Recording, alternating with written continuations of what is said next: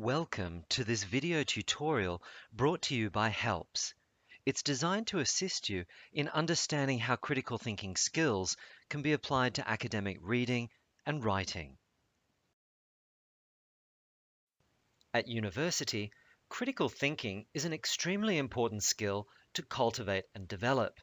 This is because it is all about asking questions, then analyzing and making evaluations or judgments based on the information presented.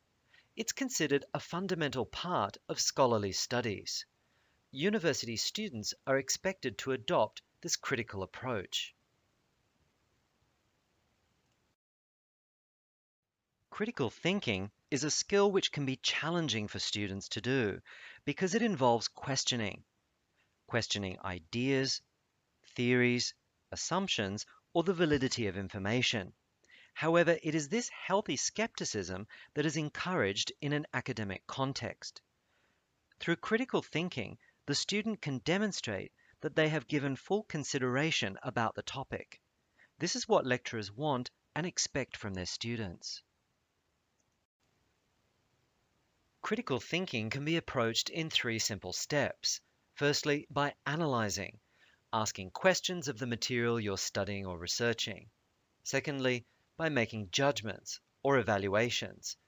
The reason you do this is to then finally develop your own position or argument based on your readings, lectures, tutorials, and extensive research. Different disciplines may have different approaches to critical thinking, but all disciplines require you to relate theory to practice, ask questions, find and use evidence, evaluate the arguments, find links between the arguments, and categorize the main lines of thinking. Reading at university can be a daunting task. It's a great idea to think about the main points of a text and consider how you might put them into your own words. Think about bias, schools of thought, or even information that you feel is missing or irrelevant. Ensure you understand the stages of the argument and check that it's logical. Ask yourself if the ideas presented are supported by reliable evidence. Are there connections between what you see and other texts you've read? What are the wider implications? And most importantly, state whether you agree or disagree with the arguments presented. When you take notes, divide your notepad into 2 columns. Jot down the main ideas in the left-hand column and the supporting comments in the right-hand column. Add your own comments in another color or in brackets. Talk to other people about what you've read. Relate and compare the text to others by looking for similar or contrasting themes.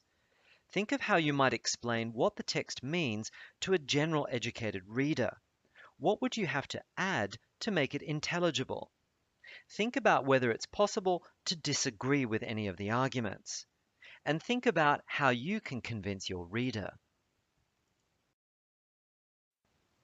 Critical thinking applies to writing too.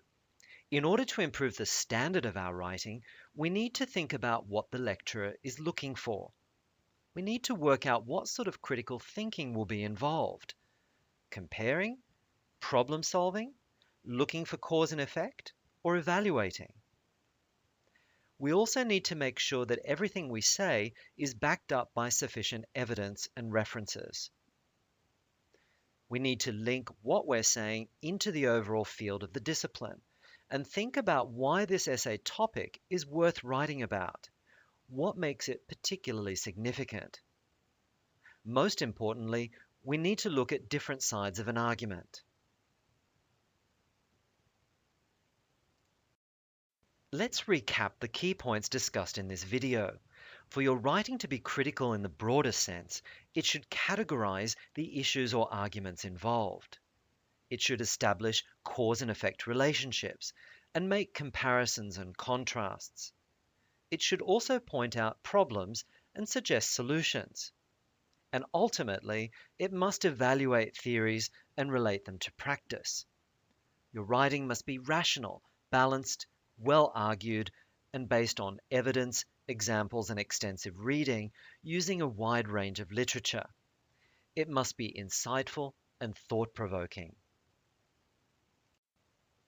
The skills that you develop at university in critical thinking will support you in your future professional lives. That's because professionals are always being asked to make decisions based on evaluating information, processes, and outcomes, and to continually reflect on their practice. If you need help with your academic studies or assistance at any stage of completing your assignments, you can access the services at the Helps unit at UTS. For details on our location, operating hours, services, and programs, including a wealth of self-help resources, visit us in person or online. We're at your service.